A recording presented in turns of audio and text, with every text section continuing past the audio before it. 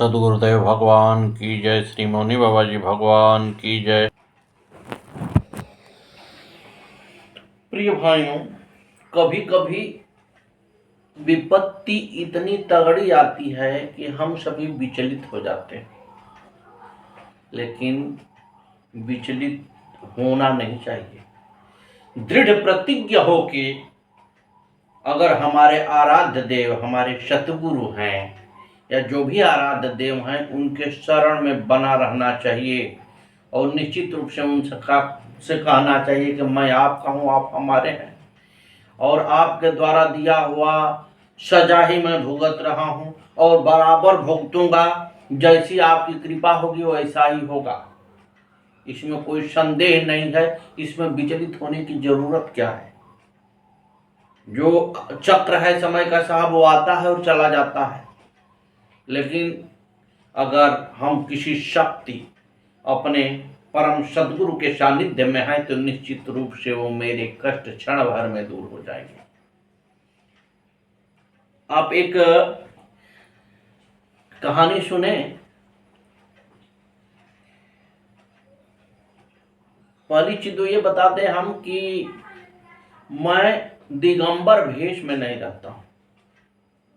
हाँ, कब दिगंबर भेष में रहता हूं? जब अपने सदगुरु का स्मरण करता हूं, उनके साधना में रहता हूं, तब मैं दिगंबर भेष में रहता हूं, अन्यथा मैं दिगंबर भेष में नहीं रहता। अब आ जाइए, एक बहुत ही खूबसूरत और सुंदर कहानी है जिससे सीख मिलती है कि प्राणियों को अटल विश्वास रखना चाहिए। दृढ़ विश्वास अगर है आपके ऊपर तो सफलता आज नहीं कल मिलेगी। एक पंडित जी किसी राज्य में राज करते थे और उनकी पत्नी बड़ी ही खूबसूरत, सुशील, भागवत भक्त थी। हजारों में एक महिला थी वो। एक दिन वो लोग अपने राजमहल में बाहर बैठ के ठिठोली कर रहे थे तो देखिए कि वृक्ष के ऊपर दो बगुला बैठे हुए हैं। राजा ने रानी से सवाल किया कि रानी बताओ कि ये नर है कि मादा है? रानी ने कहा कि महाराज ये एक नर है और एक मादा है।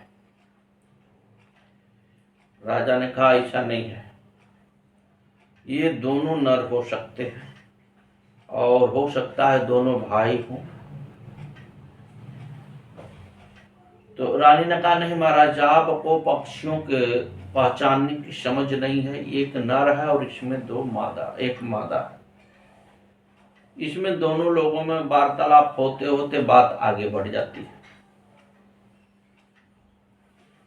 अब राजा कहते हैं रानी से कि देखो रानी, अगर ये दोनों एक नर और एक मादा निकला तो हम 14 वर्ष के लिए गद्दी छोड़ के जंगल में चले जाएंगे। अगर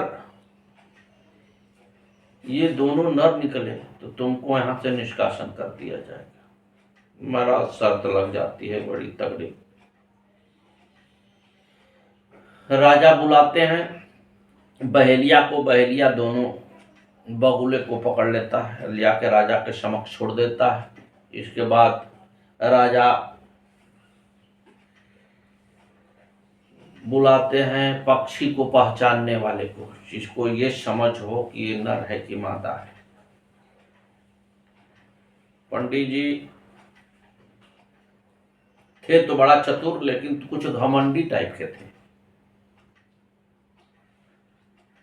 तो जैसे ही वो आता है पहचानने वाला पक्षी, वैसे ही रानी उसको बुलाती है और उसको 100 स्वर्ण मुद्राएं देती है और कहती है कि अगर मुझे सजा हो जाती है तो इस राज्य का कोई नुकसान नहीं होगा। अगर राजा हार जाते हैं तो 14 वर्ष के लिए निष्कासन हो जाएगा राजा का, जिससे प्रजा का पालन होना मुश्किल हो जाएगा, प्रजा में अराजकता फैल जाएगी और डाकुओं का बोलबाला हो जाएगा।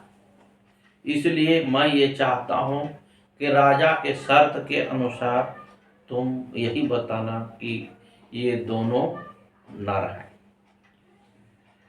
अब उसको चाहिए क्या था, वो पक्षी को पहचानने वाला था और ऐसे ही पैसा लेके बैठ गया था। जब राजा कहे कि भाई पहचानो कि इसमें क्या है, तो जब उसने देखा तो ये समझ लिया था कि एक नर है और एक मादा है। लेकिन जब राजा ने पूछा तो कहा कि राजा ये दोनों नर हैं। पंडित जी बड़े अट्टहास करके हंसते हैं और कहते हैं कि रानी जो है तुम बड़े क्रूर स्वभाव की हो, हम बार बार तुमको समझा रहे हैं कि देखो दोनों नर हैं, लेकिन तुम मान नहीं रही हो। और बार बार एक तो तुमने गलत बताया, दूसरे हमारे आज्ञा का तुमने उल्लंघन कर दिया। राजा जो है बड़े नाराज हो जाते हैं और जल्लाद को बुला के बोलते हैं कि इस रानी को ले जाओ जंगल में और फांसी दे दो। अब महाराज क्या करें, जल्लाद बेचारे लेके निकलते हैं रानी को। जब फांसी देने का समय आता है तो जल्लाद एक दूसरे से विचार कर रहे हैं। एक कह रहा है रानी से कि रानी मुझे माफ करना, राजा का आदेश है, पालन करना पड़ेगा।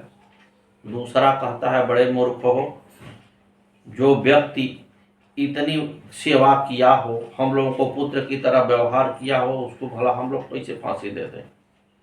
तीसरा कहता है कि हम लोगों को किसी न किसी रास्ते पर निकलना पड़ेगा।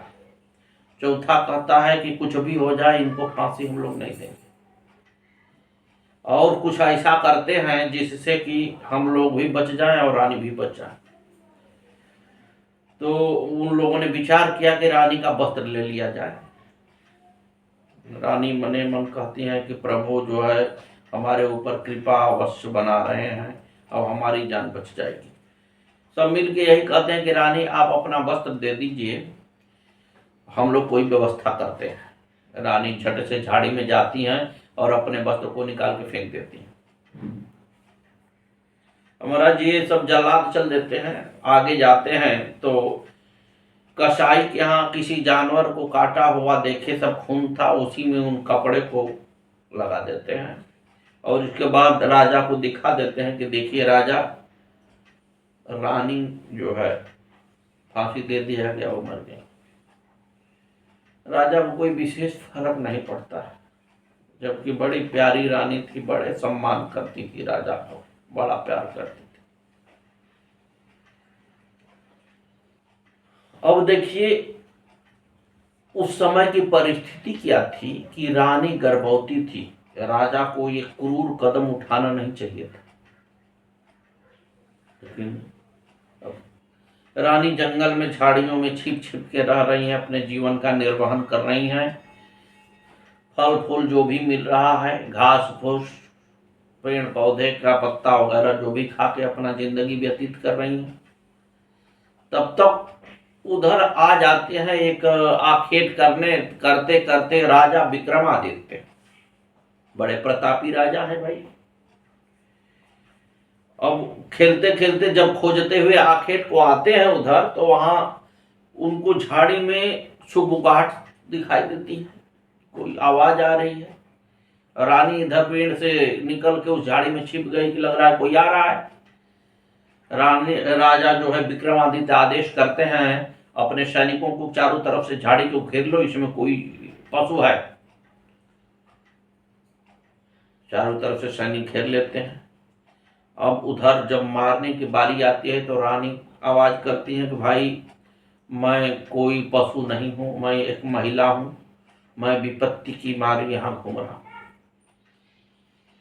राजा विक्रमादित्य के कान में ये शब्द जाता है तो अपने सैनिकों को कहते हैं पीछे हट जाओ, हम देखते हैं। सभी लोग पीछे हट गए तो वो कहते हैं कि बहन तुम कौन हो, तुमने मुझे भाई बोला है, तुम कौन हो। उसने बताया कि मैं एक विपत्ति की मारी महिला हूँ, मेरा इस दुनिया में कोई नहीं है, किसी तरह से जीवन निर्वाह करता हूँ।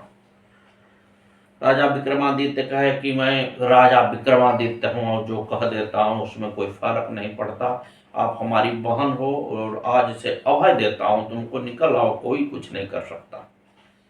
रानी बताती है कि आप हमारे भाई जरूर हैं, लेकिन मैं आपके सामने आने की अवस्था में नहीं हूँ, मैं निर्वस्त्र हूँ। राजा विक्रमादित्य अपने कपड़े को उठाकर फेंक देते हैं झाड़ी में और कहते हैं कि बहन इसको पहन के बाहर आओ।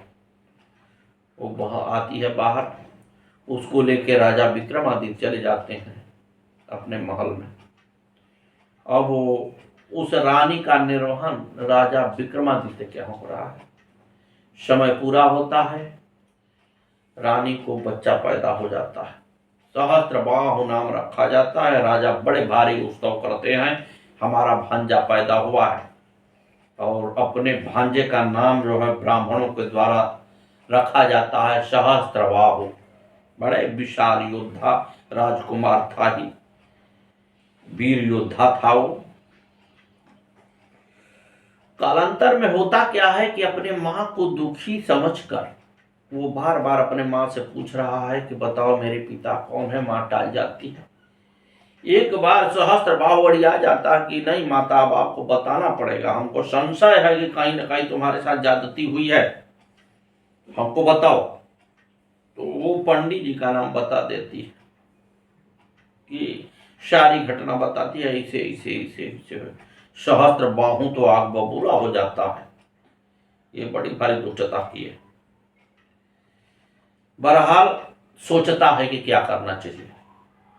सोचते सोचते उसका ध्यान जाता है, वो पिंजड़े में 2 कौवे को रखता है और लेके पहुंच जाता है पंडित जी के दरबार में। और वहां दहाड़ मारता है वो शेर की तरह और कहता है कि मैं राजा विक्रमादित्य का भांजा हूं, और आप जो है पहचानिए कि इसमें नर कौन है और मादा कौन है। राजा विक्रमादित्य का आदेश है कि अगर वो बता देंगे तो उसको अभय दान दे दिया जाएगा, अन्यथा उनको राजपाट वापस छीन लिया जाएगा और फांसी का फंदा पर लटका दिया जाएगा। पंडित जी तो एकदम घबरा गए, कैसे जीवन बचेगी महाराज, ये तो बड़ा मुश्किल आ गया। राजा विक्रमादित्य को जानते थे कि बड़े ही प्रतापी राजा हैं, इसमें कोई मरम्मत नहीं करते हैं, और उन्हीं का भांजा है, निश्चित रूप से बड़ा दिक्कत आएगी। अब जो है राजा कहते हैं कि ये दोनों जो है नर हैं।